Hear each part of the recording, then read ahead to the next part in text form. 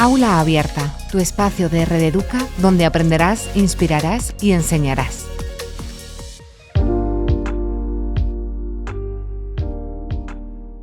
El autismo y las dificultades de comunicación van de la mano. Pueden afectar tanto al lenguaje verbal como al no verbal, a la capacidad de iniciar y mantener conversaciones, de interpretar el lenguaje corporal y la expresión emocional, así como la propia comprensión del lenguaje. Identificar este trastorno en niños muy pequeños es de vital importancia y hay que tener en cuenta una cosa, y es que dentro del espectro del autismo existen muchos diferentes perfiles. Ninguna persona con TEA es igual a otra, por lo que a la hora de intervenir es necesario hacerlo de una forma individualizada. Os damos la bienvenida a Aula Abierta. Hoy vamos a hablar sobre un tema muy interesante y específico: los comunicadores para personas con TEA. Nos centraremos en el proceso de implementación, la diferencia de los sistemas existentes analógicos sobre los dispositivos digitales y las distintas aportaciones de cada uno de ellos. También aprenderemos los criterios operativos a la hora de elegir un software de comunicación frente a otro. Por lo que si quieres adentrarte en este campo y trabajar con personas con TEA, implicándote en sus procesos de aprendizaje y dar apoyo a familiares y profesionales, quédate porque este seminario te interesa. Además, para tratar esta cuestión tenemos el placer de contar con Luis Pérez, maestro en educación especial, psicopedagogo y especialista en accesibilidad y tecnología para la inclusión, con un máster en informática educativa. Hola Luis, ¿cómo estás? Hola, buenos días. Nada, encantado de estar con vosotros. Nosotros estamos también encantados de tenerte con nosotros. Es un privilegio, de verdad, tenerte en Aula Abierta. Así que empiezo de nuevo, dándote las gracias por aceptar nuestra invitación. Hoy nos vas a enseñar un montón de cosas interesantes sobre un campo tan instructivo como esencial. Pero antes de meternos en materia, me gustaría que nos hablaras un poco sobre tu trayectoria, sobre los pasos que has ido dando hasta llegar a donde estás. Incluso voy más allá. ¿Qué ha sido, que esto me interesa bastante, qué ha sido lo que te ha ido moviendo para dedicarte a lo que te dedicas hoy? Bueno, desde muy jovencito empecé a hacer voluntariado con personas con discapacidad y descubrí un mundo que desconocía. Y a partir de ahí, pues bueno, fui sintiéndome cómodo, interesándome y me fui formando. Eh, pues yo creo a los 18 años empecé ya a tener contacto con el ámbito del autismo. Y bueno, pues he ido ocupando distintas posiciones, distintos puestos en distintas entidades, eh, para ir asumiendo pues cada vez más responsabilidades, pues hasta el perfil que tengo ahora como director técnico en Aucavi. Exacto, porque ahora mismo eres director técnico de la Fundación Aucavi, pero también eres o has sido asesor técnico de Aqua Johannesburgo, por ejemplo. Sí, bueno, pues durante un par de años puse en marcha un centro para adolescentes con autismo en la ciudad de Johannesburgo, en Sudáfrica, y bueno, pues después me mantuvieron como asesor técnico de todo el proyecto. Es que veo que has hecho un montón de cosas y me gustaría que nos hablaras, patrono de la Fundación Adapta. Uh-huh. La Fundación Adapta es una fundación que trabaja precisamente para favorecer la calidad de vida de las personas con TEA a través de la tecnología. Pues desde financiar desarrollos y promover o hacer desarrollos por sí misma, publicaciones, congresos, jornadas y seminarios de formación en tecnología aplicada a autismo. Y bueno, pues la verdad es que tiene ahí un ámbito y un nivel de desarrollo muy importante dentro de lo que es el panorama internacional en tecnología aplicada, porque no es tan habitual poder encontrar entidades tan específicamente orientadas.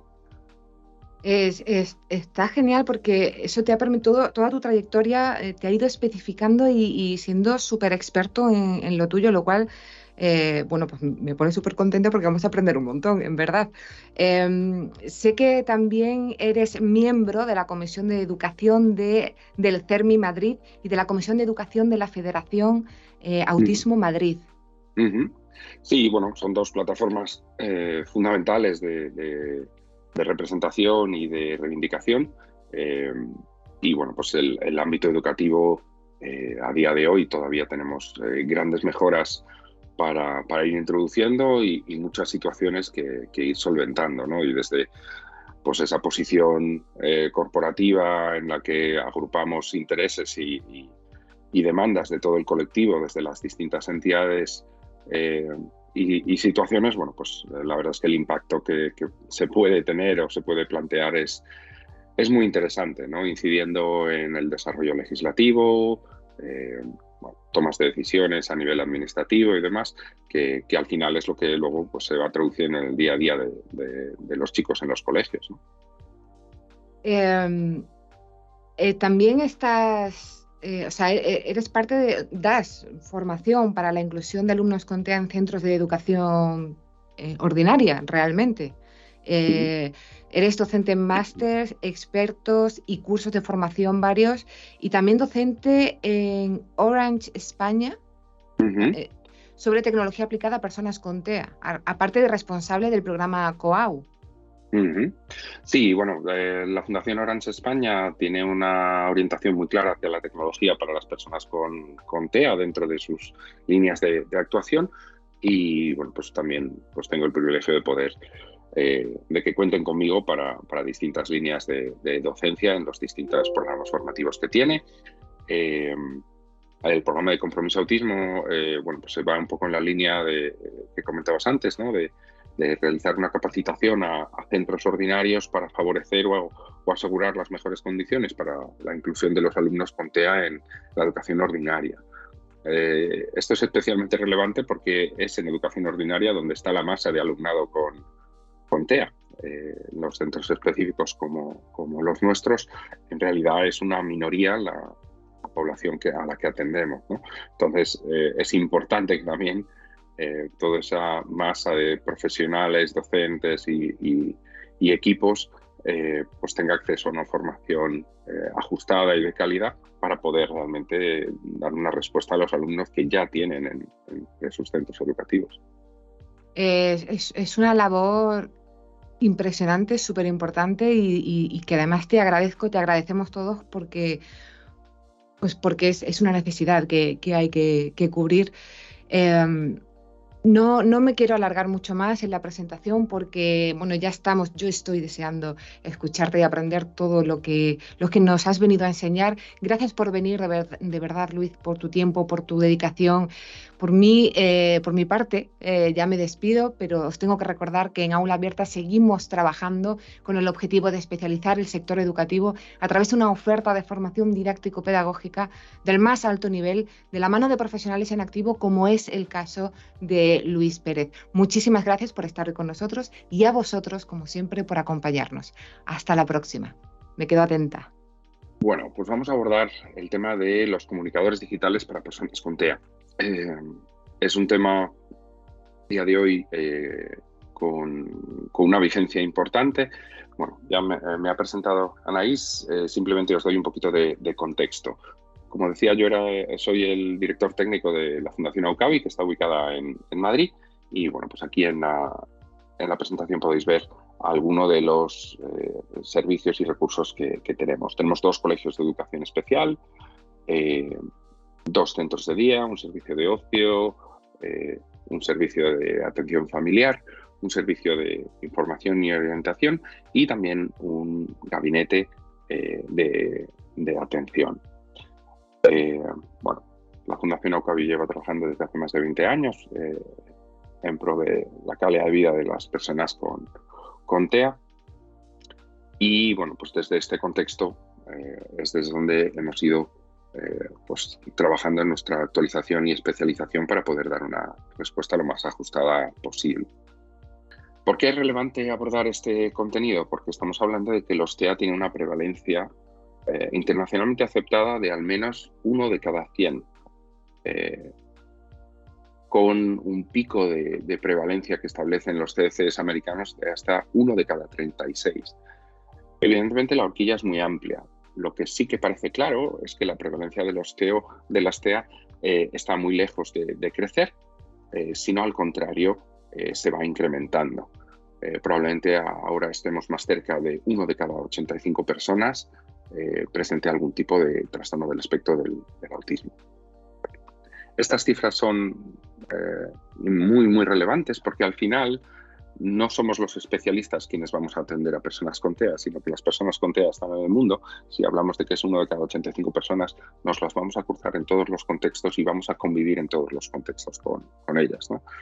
Hay algunos datos que son especialmente preocupantes, como es la prevalencia de acoso escolar para el alumnado con TEA. Más de 4 veces la tasa de acoso escolar que recibe cualquier alumno. Esto en gran parte se debe a las características propias del trastorno y en gran medida a las dificultades de comunicación. Es absolutamente imprescindible abordar el área de la comunicación como una prioridad de primer nivel para poder dar una respuesta ajustada al alumnado con TEA. Para hacerlo, nos gusta plantear un modelo de intervención, un concepto de intervención completamente global, ajustado al mundo en que vivimos, centrado en desarrollar un nivel de calidad de vida lo más importante posible para la persona con TEA, y eso necesariamente va a pasar por la reivindicación y el trabajo en pro de sus derechos.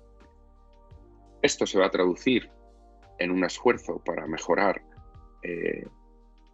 cualitativa y cuantitativamente la participación de la persona con TEA en el entorno, pero esta línea de trabajo inevitablemente nos lleva hacia una exposición a un nivel de vulnerabilidad mucho mayor. Y esto nos vuelve a vincular con un rango de responsabilidad y ética profesional a un nivel muy demandante. Porque además todo esto ocurre con la comunidad, tanto dentro de la comunidad como con la participación de la propia comunidad en nuestros entornos, ¿no? En un modelo, como veis, de inclusión plena y real. No se trata de participar en un espacio, o de compartir un espacio, más bien, se trata de participar en las acciones, en los espacios, en los entornos y en los servicios en el mayor rango posible de desarrollo, ¿no? Bueno, vamos a lo largo de esta mañana, vamos a intentar marcar un poco un rumbo como un faro en un contexto especialmente complejo en el que tenemos muchísimas opiniones, testimonios y demás. Bueno, vamos a intentar ofreceros una orientación desde un planteamiento técnico basado en la evidencia y lo más alejado de las opiniones subjetivas que podamos tener todas las personas.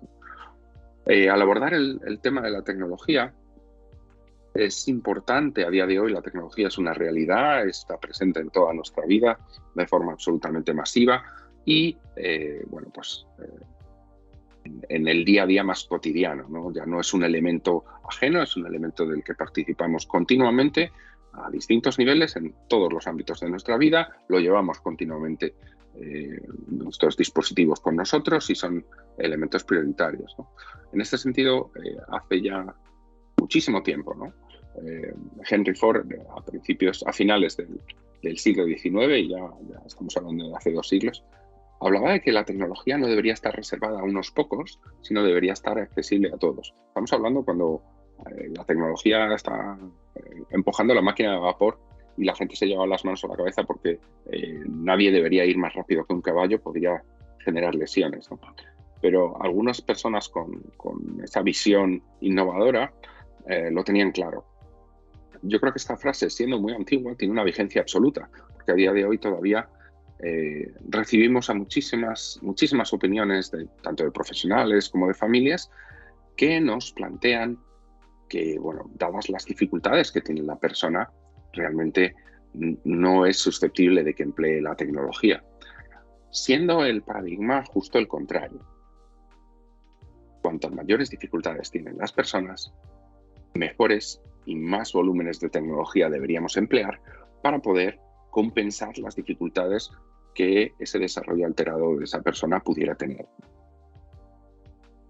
Y en la misma línea, pues sin obviar esa presencia, sino al revés, reconociendo esa presencia masiva de la tecnología en nuestra vida, hay una frase de Laurie Anderson, la mujer de Lou Reed, que yo creo que también es muy oportuna, ¿no? Dice que la tecnología actualmente es la hoguera alrededor de la cual nos contamos nuestras historias.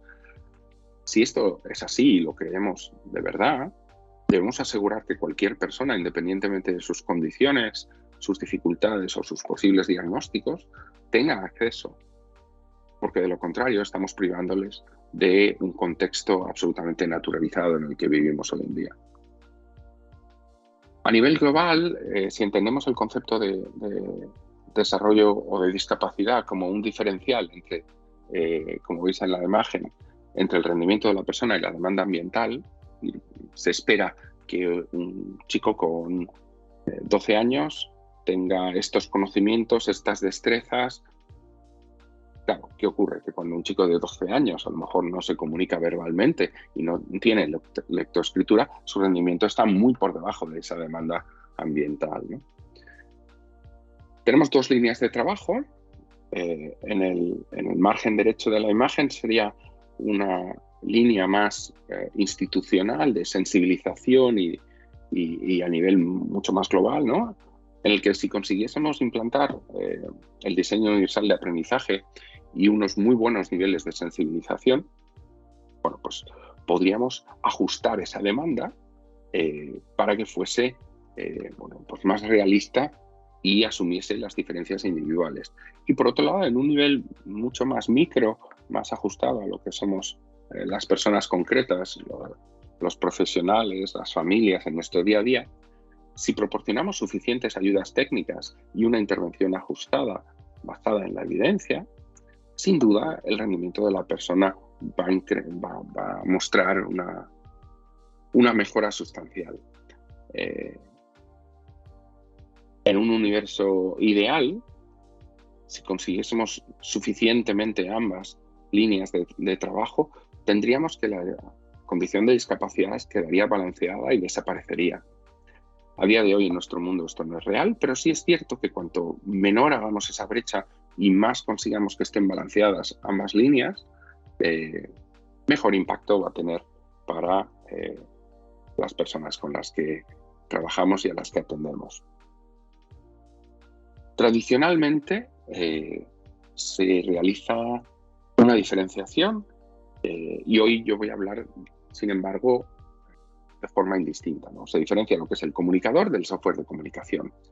Históricamente esto viene pues, de los dispositivos generalmente desarrollados para personas con discapacidades motóricas, más en una línea de parálisis cerebral, previo a la aparición de los dispositivos móviles personales, de las tabletas, las PDAs, los teléfonos o los portátiles con pantallas táctiles, ¿no? Entonces pues se fabricaban dispositivos específicos para la comunicación con todas sus características concretas y no permitían esa flexibilidad de elegir un tipo de software u otro, ¿no? Bueno, a nivel formal, la clasificación UNE sigue diferenciando esto con una norma ISO. Funcionalmente, a día de hoy hablamos de comunicadores y estamos hablando, aunque hablemos de cosas diferentes, porque uno es el soporte físico y otro es el soporte lógico. No es lo mismo poner una aplicación en una tableta que en un teléfono y en según qué tabletas que según otras tabletas, pero funcionalmente estamos hablando de que el comunicador es el binomio de ese dispositivo con esa aplicación. Y de forma genérica voy a dirigirme en estos términos. Más o menos el planteamiento para hoy sería este. Pues hablar inicialmente sobre cómo podemos orientar esa coexistencia entre comunicadores digitales y analógicos. Poner el foco mucho, de forma muy relevante, en lo que es la valoración y la evaluación previa a la implementación de los comunicadores. Aquí probablemente tengamos uno de los mayores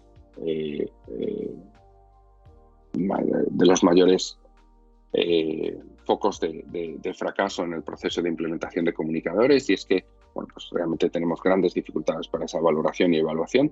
Es muy frecuente que no se dé o que no se haga de una forma nada ajustada a los requerimientos que un proceso tan sensible puede tener, ¿no? Para acabar con lo que sería el proceso de implementación. Intentar bueno, pues proporcionar respuestas, estrategias y herramientas.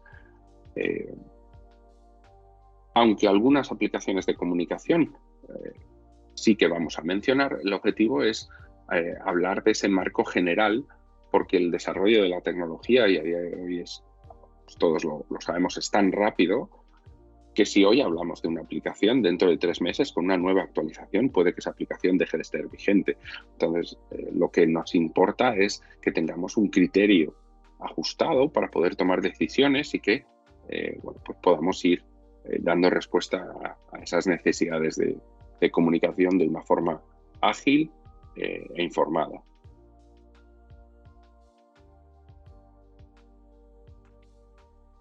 Lo que es la comunicación aumentativa, el paradigma de la comunicación aumentativa ha cambiado y está cambiando.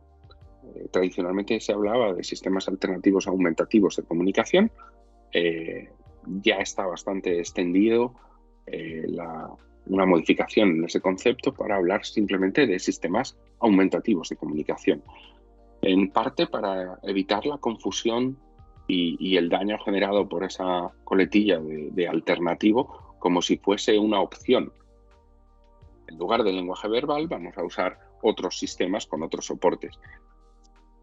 Cuando se toma la decisión o se valora la posibilidad de implementar un sistema aumentativo de comunicación, es porque no hay una comunicación funcional.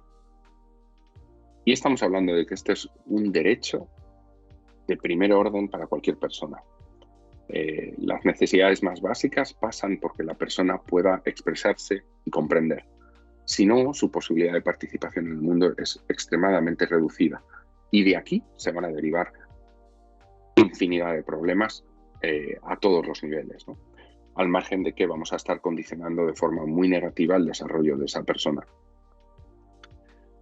El primer, probablemente, escollo que tenemos es la rigidez, la tendencia a la rigidez que tenemos los propios profesionales. Yo me he formado en esto funciona muy bien, ahora me dicen que haga esto, bueno, ya veremos, ¿no? Ahí tenemos que tener la suficiente capacidad y humildad como para parar, buscar, contrastar, ver qué validación tienen los planteamientos y las orientaciones que nos ofrecen y tomar una decisión. Es un contexto muy, muy sensible, pero también es un contexto que paradójicamente bueno, pues se dan muchas orientaciones pues, con una falta de rigor importante, ¿no? Al introducir el componente digital a los sistemas más tradicionales de comunicación aumentativa empleados con personas con TEA, tenemos que cambiar un poco el concepto, ¿no? Los sistemas con mayor validación es el sistema PEX, el sistema de comunicación por intercambio de pictogramas, que implica un intercambio físico de las imágenes, ¿no? Y aquí, bueno, pues siempre surge una duda muy cómica que es, bueno, cuando lo ponemos en digital, ¿qué es lo que hace la persona? ¿Entrega el dispositivo? No se puede entregar un dispositivo digital, no es una dinámica habitual. Nosotros no vamos entregando nuestro móvil o nuestra tableta, ¿no?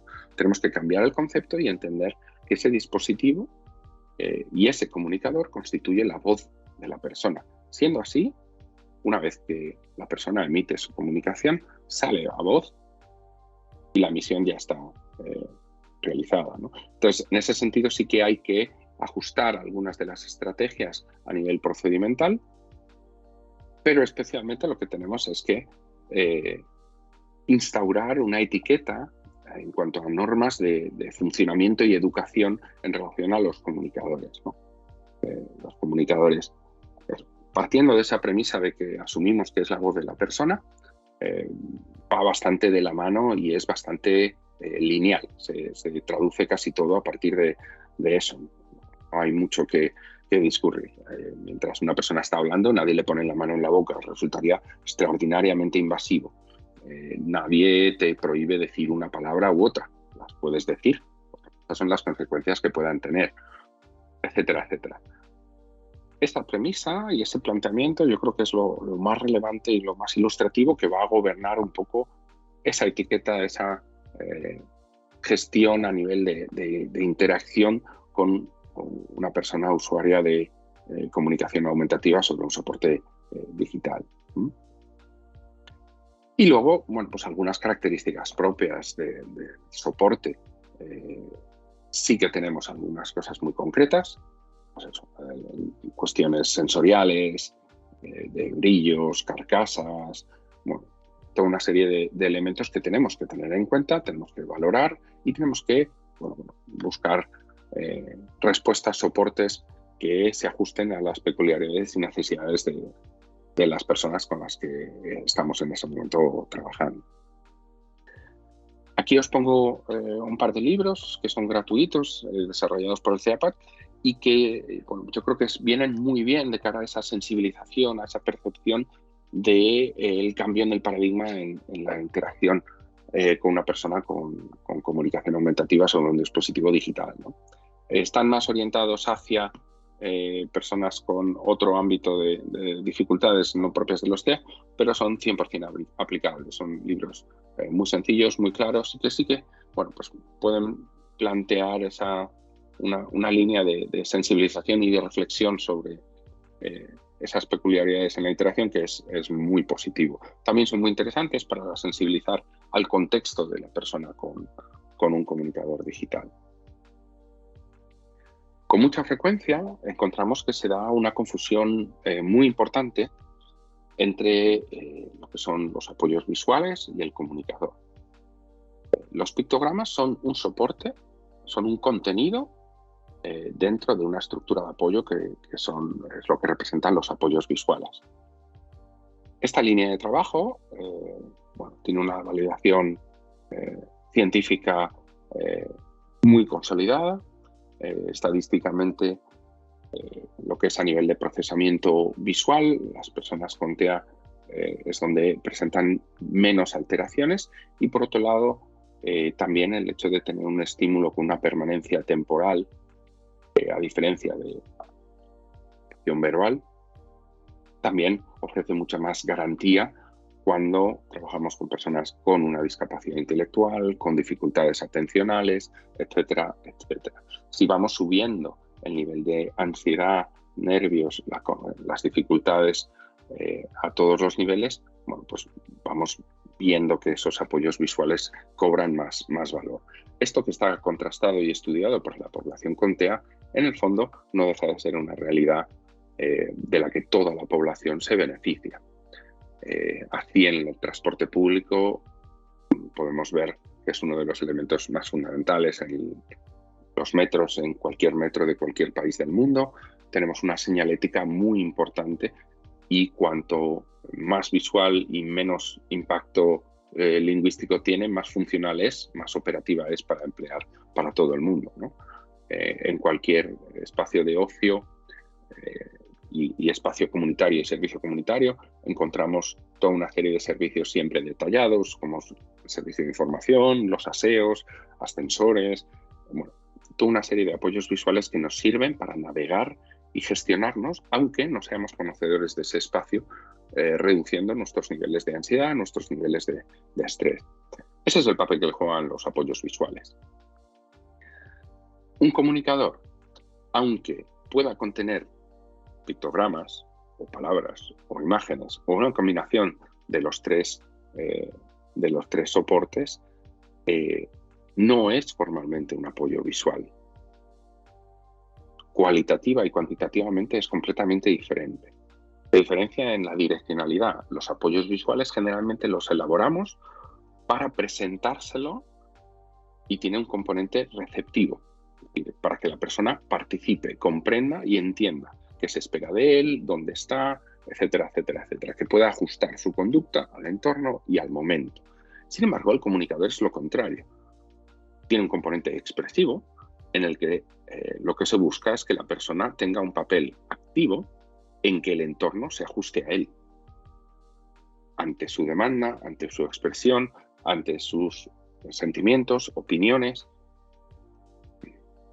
Por otro lado, los apoyos visuales tienen una concreción de uso muy específica. En la imagen veis un horario semanal con la actividad principal del día en contexto de cole.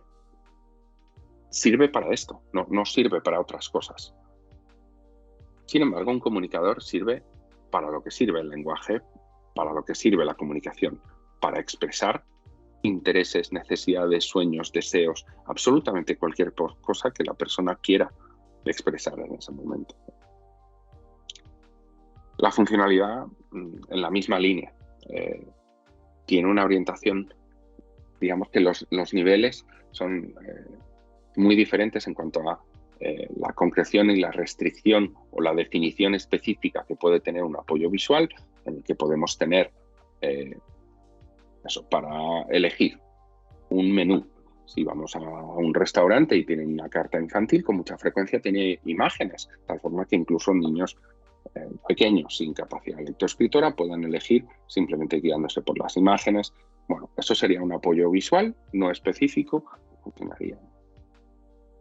Pero quizá lo más destacado, lo más relevante y donde encontramos más dificultades en el sentido de malos conceptos y malas orientaciones en referencia a los comunicadores sería en el uso de algunas estrategias y técnicas que sí se emplean con los apoyos visuales y que carecen de ningún sentido en los comunicadores.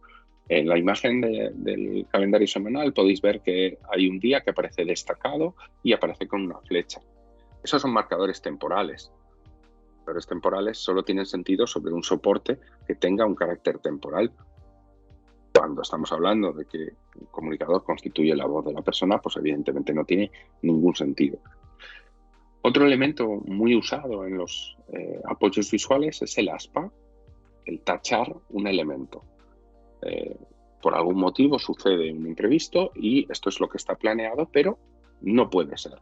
Bueno, entonces presentamos un aspa que se pone sobre la imagen para expresar que ha habido una cancelación, un cambio, lo que fuera. Generalmente, debajo, al lado, en otro momento, se presenta la actividad que sí que va a desarrollarse. No con poca frecuencia nos llegan personas con un comunicador no muy bien implementado en el que aparecen símbolos tachados y el argumentario es, bueno, es que si no lo estaría pidiendo todo el día. Aquí cabe que nos planteemos si nosotros estaríamos pidiendo vacaciones todos los días o estaríamos pidiendo siempre chocolate o bueno, distintos elementos que puedan ser muy, muy reforzantes para nosotros. Lo haríamos.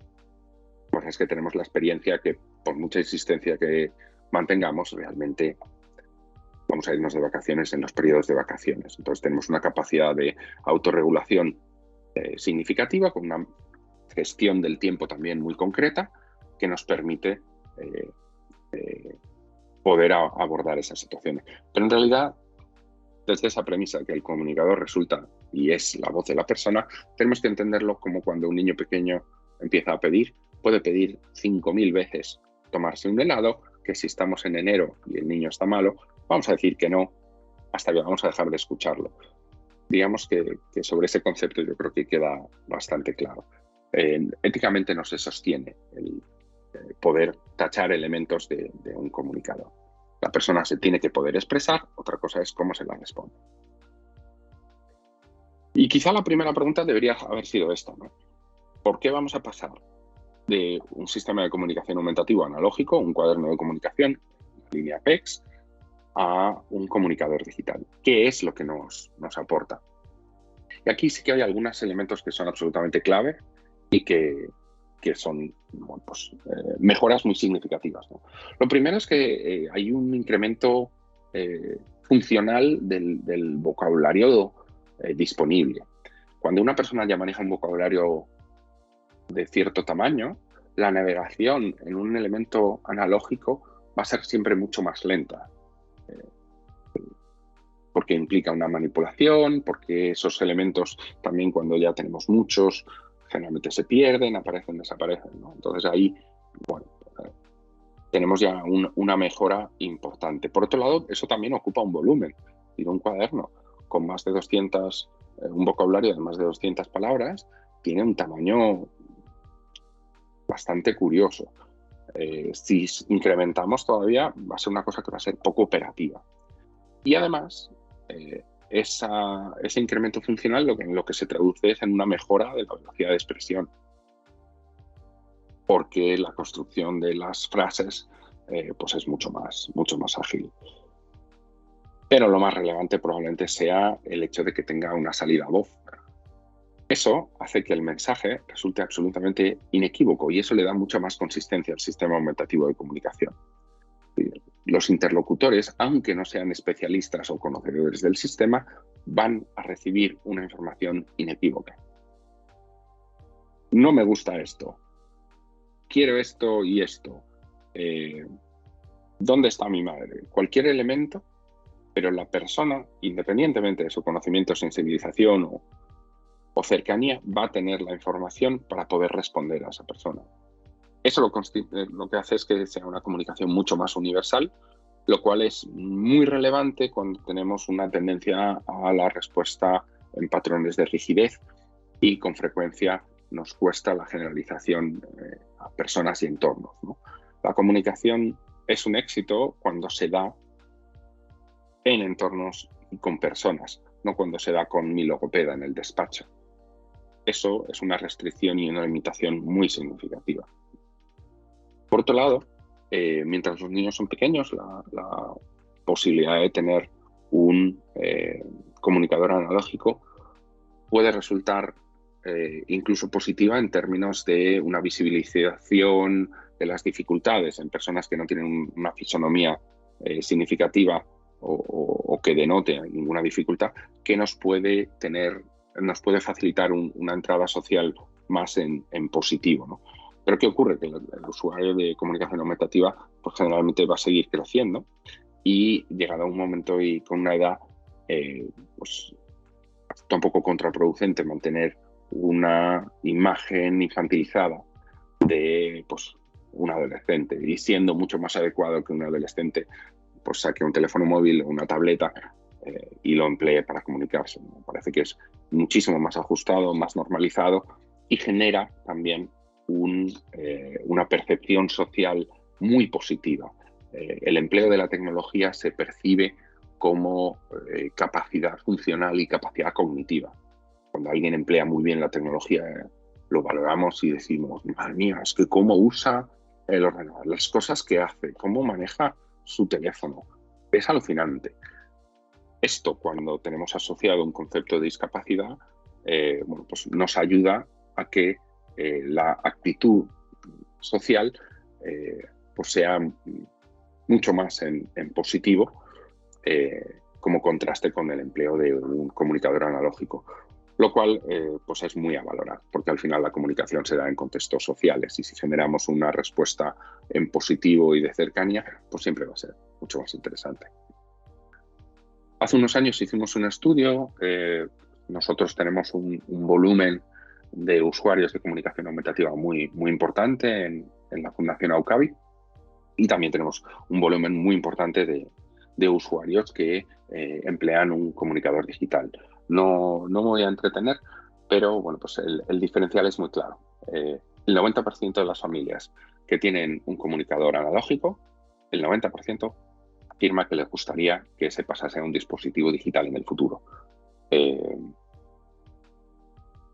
La percepción es que es estigmatizante en cuanto a que sus hijos dejan de ser pequeños y ninguna familia refiere el uso del cuaderno para la respuesta a preguntas. Está mucho más orientado hacia la demanda directa de intereses del niño. Sin embargo, cuando vamos a los comunicadores, de un 62% de satisfacción pasamos a un 88% que traslada que el comunicador sí que se ajusta a las necesidades de su hijo.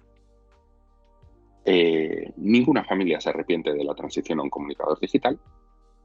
El 100% de los alumnos que se ha hecho una transición a comunicador digital ha incrementado funcionalmente su vocabulario.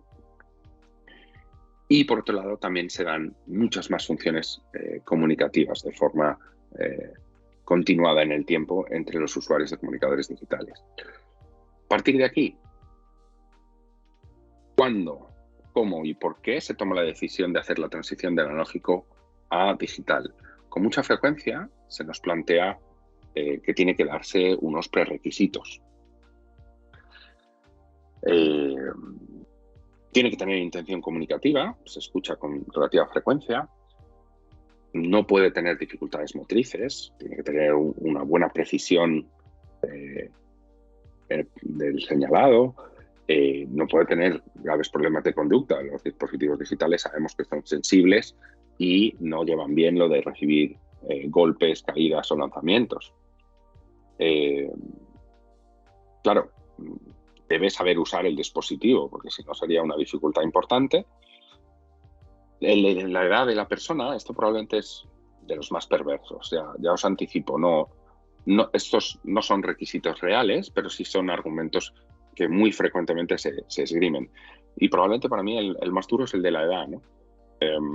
Si nos llega una persona con 16 años sin una comunicación funcional y alguien tiene la capacidad de afirmar que es muy mayor para implementarle un sistema de comunicación, hombre, este chico ya lleva 16 años pasándolo muy, muy mal, sin una posibilidad de expresión funcional a su contexto, sin una capacidad de participación mínimamente razonable. Así que, bueno, pues con 16, con 26 o 36 es un esfuerzo que merece la pena, porque es una de las herramientas más básicas que tenemos las personas, ¿no? El coste suele ser un argumento muy sostenido. La realidad es que, bueno, pues los costes se pueden gestionar de muchas formas y en cualquier caso os planteo una reflexión sencilla. ¿Cuánto pagaríais por vuestra voz? Desde ese planteamiento yo creo que abordar una inversión que habitualmente va a ser siempre por debajo de los 1.000 euros es muy razonable. Muy razonable porque no es una inversión que se tenga que hacer mensualmente ni cada año, sino que es una inversión con un carácter bastante longitudinal. Pero bueno. Para otras, algunas personas insisten en que, claro, es que si no evoluciona en el sistema de comunicación aumentativa, ¿por qué y para qué? Bueno, pues a lo mejor uno de los elementos es que no evoluciona porque no tiene esa motivación y un dispositivo digital puede resultar importante, ¿no? El tema de la conducta, sin duda, bueno, pues uno de los argumentos puede ser para tener esa conducta el no poder expresarse, el no poder comunicarse, y si esto se aborda adecuadamente, generalmente suele darse una respuesta con una reducción de las conductas disruptivas muy, muy significativas, ¿no? Los niveles de accesibilidad, las posibilidades y opciones que nos ofrecen las tabletas son enormes. En ese sentido, no es muy relevante que tengamos una persona que pulse con mucha laxitud y que tenga una presión muy sostenida, una persona que tenga un nivel de tensión físico muy grande y que pulse muy repetidamente y con poca precisión. Todos esos parámetros se pueden configurar y ajustar para que el dispositivo responda a las necesidades de la persona. Las dificultades en la interacción comunicativa son propias del trastorno. A las personas con TEA con más dificultades hay que enseñarles que las herramientas de comunicación son funcionales y son mucho más ajustadas para poder obtener sus motivaciones, sus intereses, para tener una respuesta ajustada a sus demandas, etcétera, etcétera. Pero es un proceso de aprendizaje que hay que abordar, lógicamente. Formalmente podríamos hablar de que sí que hay un nivel o un requisito que sería la gestión del nivel de abstracción. Más que un prerequisito, es un elemento crítico a evaluar. Si vamos a tener un soporte visual, es importante que sepamos qué tipo de contenido visual entiende, gestiona y procesa esta persona mejor. Aparentemente los pictogramas son perfectos y maravillosos. No, es un soporte en un cierto nivel de abstracción que para muchas personas con TEA funciona, pero es que hay personas que un pictograma les resulta absolutamente abstracto y lo que hacen es hacer un emparejamiento frío y no hay una comprensión real de lo representado en ese pictograma. Por eso también empleamos fotos, por eso se emplean palabras, por eso hay personas que, aun no teniendo expresión verbal, sí que tienen acceso a una lectura funcional de palabras, aunque no haya decodificación. Bueno, todo tipo de patrones. Lo crítico y lo fundamental, evaluar esas capacidades de abstracción, ¿no? Una herramienta como el Comfort que veis aquí nos da una pauta absolutamente crítica para poder tomar esas decisiones. Pero en cualquier caso, ninguno de estos resultados serían condicionantes de no implementar un comunicador digital. En cualquier caso, digital o analógico, el sistema de comunicación aumentativa hay que emplearlo y hay que implementarlo si la persona no tiene una comunicación verbal funcional. Cuanto más ajustado sea el contenido a su nivel de abstracción, más significativo será y más favoreceremos procesos de desarrollo cognitivo y lingüísticos para la persona. Este esquema, que es de una de las muchísimas herramientas de comunicación existentes, de Speak for Yourself, es bastante claro porque al final, paradójicamente bastante claro. No hay que entrar en mucho detalle. El resultado es que siempre llegamos a que la persona se puede beneficiar de la implementación de un comunicador. Al final, criterio final para decidir la comunicación o la implementación de un comunicador digital. Clara Delgado, que es una logopeda del CEAPAT, del Centro Estatal de Autonomía Personal y Ayudas Técnicas, dependiente del INSERSO aquí en España, responde de una forma inequívoca y absolutamente definitiva. Si con esa tecnología puede mejorar su comunicación, es un buen argumento para poder implementar un comunicador digital. Y si no se comunica en absoluto y mediante la tecnología podría comunicarse de alguna forma con otras personas, es un buen argumento. Es así de sencillo. No se comunica en absoluto o se valora que podría mejorar algo su comunicación. Cualquiera de los dos es argumento suficiente para dar el salto. Hace un año y medio más o menos presentamos una matriz de toma de decisiones para este proceso de transición entre un comunicador digital y un comunicador analógico. Es cierto que no es un proceso lineal, no es evidente y pues requiere un trabajo importante de conocimiento, de valoración y de monitorización continua, en el que el consenso entre todos los actores es fundamental. La familia tiene que tener un papel absolutamente prioritario y tenemos que tener una sintonía entre la familia y los profesionales. Si esto no existe, ese sistema de comunicación está abocado al absoluto fracaso. Bueno, aquí veis un poco el concepto. Hemos parametrizado desde el equipo de comunicación de Aucavi, tenemos un grupo de trabajo sobre comunicadores y pues hemos parametrizado un poco esa toma de decisiones para poder asegurar al máximo el éxito en el proceso de transición entre un comunicador analógico y digital, como veis en la imagen, ¿vale? La siguiente pregunta es, bueno, vale, ya estamos convencidos, entonces, ¿qué es lo que elijo? ¿Qué es lo que elijo respecto a dispositivo y la aplicación, ¿no? Bueno, lo primero es que tenemos que hacer un análisis del contexto. ¿Dónde se comunica? ¿Dónde vive esta persona? ¿Cuándo se comunica? ¿Qué tipo de interacciones tiene? ¿Con quién? ¿Qué recursos? Bueno, todo ese tipo de cosas. Y, por supuesto, también los apoyos con los que cuenta. Los apoyos respecto a familiares, profesionales, equipos, centros, servicios, recursos, ¿no? ¿Y cuáles son las actitudes? Si tenemos una familia, que el papá es informático y es un especialista en desarrollos en Android, no va a tener ningún sentido que le propongamos implementar un comunicador sobre un dispositivo de Apple, puesto que él es especialista en otra línea, ¿no? Y en esa línea de reflexiones, pues bueno, cuando tenemos una diferencia importante entre lo que es las opiniones o la orientación de la familia y los profesionales, pues lo único que cabe es hacer un trabajo de sensibilización y formación hasta que consigamos llegar a un consenso, ¿no? A día de hoy, bueno, pues cada vez tenemos más y más dispositivos de todo tipo. Bueno, pues tenemos que ajustar la realidad a lo que son las necesidades e intereses de las personas. Un niño de 5 años no puede llevar un iPad de 12 pulgadas, porque básicamente le vamos a generar una lesión de espalda, ¿no? Bueno, y en esa línea, bueno, muchas. Las aplicaciones, fundamentalmente, hemos desarrollado también un trabajo para categorizarlas.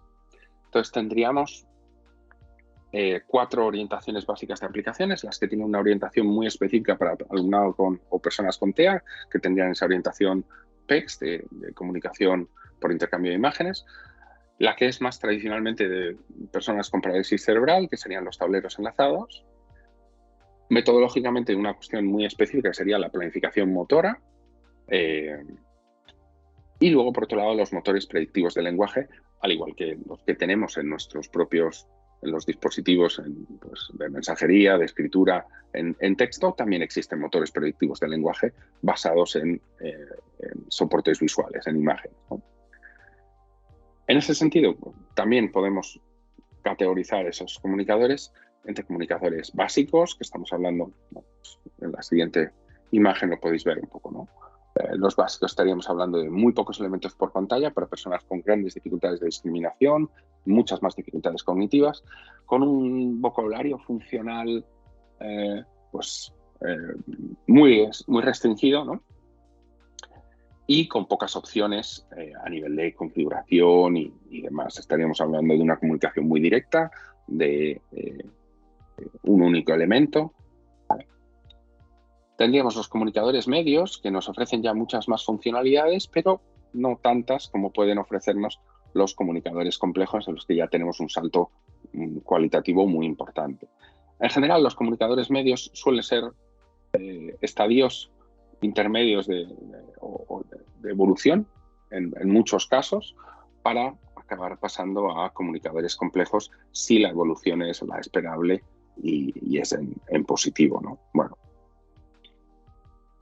A nivel conceptual, ya desde hace unos cuantos años tenemos el tema del lenguaje natural asistido, que también bueno, pues tiene a día de hoy un impacto importante, pero no condiciona el soporte, es decir, ni el dispositivo ni la aplicación. Esto es más una cuestión funcional a nivel metodológico, como sería esa orientación PECS, que bueno, pues básicamente sería lo que es la metodología de instrucción, lo que estaría condicionando, y aquí estaríamos hablando de lo mismo. Es decir, en ambas orientaciones, que sí son contrapuestas en gran medida, bueno, estaríamos hablando de que se podrían desarrollar sobre distintos soportes pues de forma muy clara, ¿no? Bueno, tendríamos muchos elementos, de estos elementos van desapareciendo, se dejan de mantener, de actualizar. Es infinita la variedad. Es probablemente el rango de categoría de aplicaciones específico para personas con TEA más importante que existe. Nosotros tenemos contabilizadas por encima de 450 comunicadores. Entonces, bueno, la concreción de uno, tenemos algunos desarrollos que son españoles, como el CPA de Rubén Velasco. Tenemos otros internacionales muy conocidos, como es el Proloquo2Go. Tenemos ahora recientemente tampoco, desde hace ya un poquito más de tiempo, un desarrollo abierto como es Asterix Grid, también, bueno, que está sincronizado con los pictogramas y con toda la base de datos de Arasac, lo cual resulta muy funcional. Tenemos un volumen de recursos muy importante. ¿Cómo abordamos ese proceso? Que decíamos, en primer lugar, la evaluación.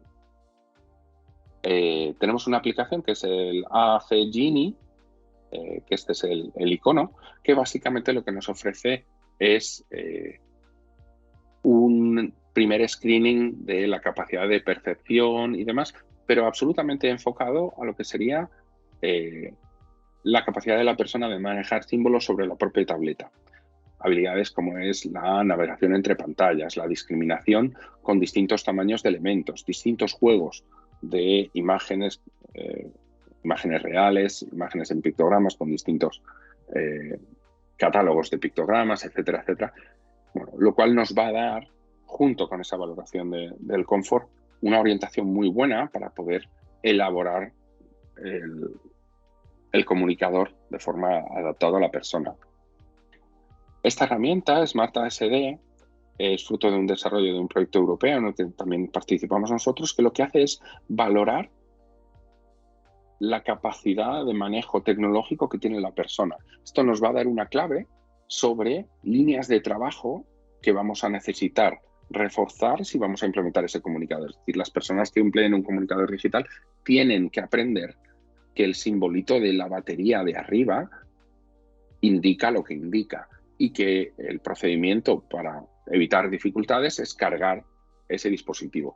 Bueno, todo ese tipo de información y muchísima más la podemos obtener a partir de la evaluación que realiza SmartASD sobre un soporte de inteligencia artificial que nos hace una propuesta también de intervención ofreciéndonos aplicaciones para poder trabajar distintas áreas con las personas, ¿no? Estamos hablando de que necesitamos una valoración muy, muy compleja a nivel de comunicación. Es interesante concretar las habilidades motrices, el perfil sensorial, que no es una cosa que tan habitualmente se desarrolle. Por supuesto, gustos, intereses, motivaciones. En qué estadio de conocimiento y destreza y manipulación de tecnología se mueve la persona y qué orientación tenemos, ¿no? Algunas buenas prácticas muy sencillas, pero que sí que van a suponer una diferencia cualitativa en este proceso de implementación, es que tengamos un claro. El comunicador es un dispositivo individual, siempre con esa premisa. Es la voz de la persona y a partir de ahí todo va. Es fundamental hacer un proceso de alfabetización digital, mínimo de mantenimiento. Bueno, pues los dispositivos no suelen llevarse muy bien con el agua, no suelen llevarse muy bien con los golpes, tenemos que tener un poco de cuidado. Bueno, pues podemos establecer algunos elementos como el que veis en la pantalla. Esto es una balda de comunicadores.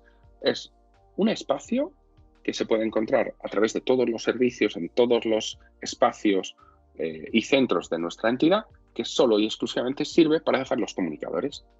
De tal forma que cuando una persona, por lo que sea, haciendo gimnasia, en un momento de cansancio, lo que sea, no quiere llevar su comunicador encima, en lugar de dejarlo en cualquier sitio, lo deja aquí y siempre va a poder volver a cogerlo ahí y nadie va a tocar su comunicador en la balda de los comunicadores porque bueno, pues todo el mundo ha aprendido qué es lo que es, ¿no? Por supuesto tenemos, como decía antes, el tema de la batería, el tema del sonido, el tema del brillo de pantalla. Bueno, son una serie de cosas que en esa línea de alfabetización digital básica el usuario de un comunicador digital debe. ¿Por qué es importante que el comunicador sea exclusivamente un comunicador?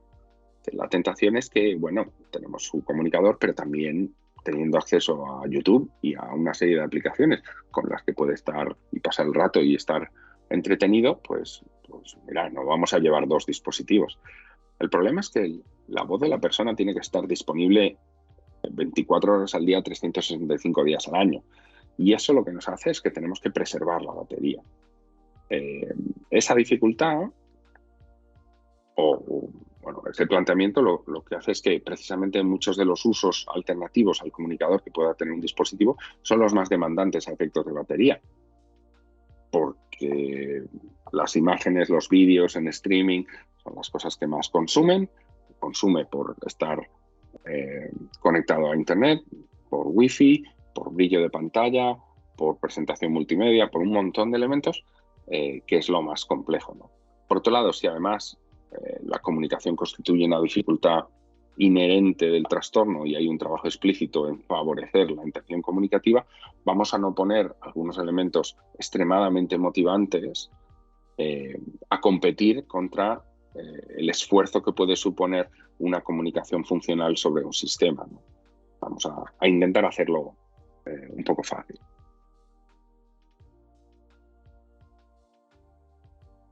En lo que es el proceso físicamente de cómo construimos ese comunicador, bueno, pues esto es otro desarrollo que el grupo de comunicadores de Aucavi llevamos a cabo y bueno, pues planteamos este modelo en 12 pasos, ¿no? En el que hay una valoración muy extensa de la persona, su realidad y su contexto. Se establece esa línea base de comunicación en la que está en este momento la persona. Se realiza un mapa de vocabulario funcional actual con lo que sería pues eso, la zona de desarrollo proximal de ese lenguaje, es decir, una estimación de un crecimiento realista de ese vocabulario en un corto medio plazo. Y a partir de eso es cuando seleccionamos el dispositivo y la aplicación. Para una persona adulta con buenas capacidades y que ya lleva un trabajo muy importante en esta línea, previsiblemente vamos a intentar optar por un dispositivo más pequeño, que se pueda ser más operativo, etcétera, etcétera, en el rango de pues, un dispositivo de tamaño de teléfono móvil, etcétera, etcétera. Y la aplicación pues completamente variable en función de las personas, su contexto, sus necesidades. Con eso elaboraríamos un borrador. Esto sí es muy importante. Habitualmente las personas tienden a descargarse una aplicación y a emplear los modelos de comunicadores que por defecto vienen. No es una práctica ajustada. Debemos personalizar, individualizar el sistema de comunicación. Yo no me expreso como otras personas no se expresan como yo y yo tengo que tener mi rango de expresiones, desde las expresiones inadecuadas o cómicas o curiosas que yo empleo a todos mis centros de interés que otras personas pueden que no tenga por qué manejarlos, ¿no? Sobre ese borrador se plantea y nos sentamos en equipo con la familia, a ser posible con la persona también, y llegamos a un consenso. Estamos todos contentos, no vemos que haya nada que esté quedándonos fuera por cualquier motivo. Si es así, empezamos a hacer ensayos y empezamos a trabajar en un contexto de aprendizaje. Sobre eso recibimos inputs y retocamos para llegar a una versión más definitiva, que siempre va a estar abierta a modificaciones, pero ya una versión más definitiva. Y entonces es cuando ya pasaríamos a una implementación global, generalizándolo a entornos, personas y tiempos, ¿no? Se haría esa transferencia consensuado entre las personas más relevantes de ese equipo de apoyo, de la familia y los profesionales, para asegurar que en el ámbito familiar y en el ámbito profesional, en la escuela, en los centros de atención de día, etcétera, etcétera, y en los distintos contextos de la familia, otras actividades que pudieran realizarse, se generalizase para pues, tener un patrón claro de actualización, seguimiento y mantenimiento de la herramienta. Ese proceso de la construcción física debe tener en cuenta lo que es la navegación funcional, qué categorización semántica maneja la persona, cuál es la evolución sintáctica a nivel de desarrollo del lenguaje que tiene, y una cosa muy, muy simple, extraordinariamente reforzante y potente, y es que los dispositivos, al margen de lo buenos que sean y todas las opciones que tengamos, son dispositivos electrónicos, es decir, se pueden romper, se pueden quedar sin batería, pueden pasar muchas cosas. Entonces, una vez que tenemos construido ese comunicador digital, se capturan todas las pantallas del comunicador, se imprimen, se plastifican y se tienen varias copias analógicas del mismo comunicador disponibles. ¿Por qué? Para tener una copia de seguridad, un respaldo en caso de emergencia. Uno de los procesos más bonitos, pero también más complejos, es el ajuste y la selección de la voz. Yo, con el aspecto que tengo y la voz que tengo, pues no me encontraría muy cómodo con una voz muy aflautada de niña. Y esto con frecuencia se pasa por alto, ¿no? Algunos desarrollos muy potentes, precisamente como Asterisk Grid, tienen bueno, pues un poco el detrimento de que es una voz sintetizada que es muy metálica, ¿no? Para las voces que actualmente se dispone. Bueno, pues este desarrollo no es el punto fuerte que tiene precisamente el tema de la voz. Es un proceso que es, ya digo, es muy bonito, pero es muy importante, ¿no? Y bueno, pues definir dentro de esa funcionalidad pues, los botones a nivel operativo que vamos a emplear, etcétera, etcétera. Siempre intentar realizar un diseño completo, es decir, ver el diseño máximo, aunque estemos empezando por un volumen de vocabulario pequeño, intentar que el comunicador no vaya sufriendo cambios radicales continuamente, sino que tenga una estructura en la que permita ir escalando ese desarrollo del lenguaje. Y en función de las personas, esto tampoco es nada taxativo ni rígido, evitar colores. Colores en el sentido de la categorización por colores a nivel semántico. Eso viene del contexto de la parálisis cerebral y tiene sentido. Para algunas personas funciona, perfecto, se mantiene, pero no es una necesidad para el global, ¿no? Esto sería un planteamiento extremadamente sencillo en el que veríamos eso, pues la línea frase en la parte de arriba, el cambio de vocabulario, como veis, con muchos huecos en esa línea de proporcionar un sentido de escalabilidad, ¿no? Y la de estructuración, aquí pondríamos esos elementos que son continuos y que en toda pantalla tiene que aparecer. Quiero, no me gusta, déjame, lo que valoremos, ¿vale? Y una columna de navegación. No es normativo, no tiene que ser la columna de navegación y la fila de estructuración. Podemos tener estos elementos absolutamente permanentes en nuestra comunicación en vertical en una columna, lo podemos tener en el lado izquierdo. No existe absolutamente ningún trabajo que nos defina una mejor orientación en ese sentido, ¿vale? Al final, bueno, es un proceso muy sensible por lo personal, por lo relevante y la implicación que tiene, ¿no? Si conseguimos que este proceso, bueno, pues se rija por valores sociales, valores profesionales, éticos y evidentemente los más básicos, universales, bueno, pues vamos a poder garantizar que en esa línea vamos a tener una respuesta mucho más ajustada de lo que podríamos esperar si no tenemos estas consideraciones. Y esto es un poco lo que os quería trasladar hoy en relación a la implementación de comunicadores digitales. Muchas gracias por vuestra atención.